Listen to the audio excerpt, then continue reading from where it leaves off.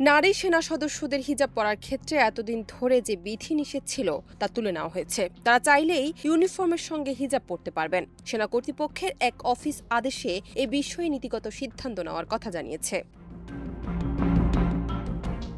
Adjutant জেনারেলের কার্যালয়ে অভ্যন্তরীণ এক অফিস আদেশে বিষয়টি সংশ্লিষ্টদের অবহিত করা হয়েছে। এতে নারী সেনা সদস্যদের জন্য হিজাব পরার বিষয়টি ঐচ্ছিক করে দেওয়া হয়েছে। গত ৩ সেপ্টেম্বর পিএসও কনফারেন্সে ইচ্ছুক নারী সদস্যদের ইউনিফর্মের সঙ্গে হিজাব পরিধানের অনুমোদনের বিষয়ে নীতিগত সিদ্ধান্ত নেওয়া হয়। এর আগে ইউনিফর্মের সঙ্গে হিজাব পরিধান না করার জন্য নির্দেশনা ছিল।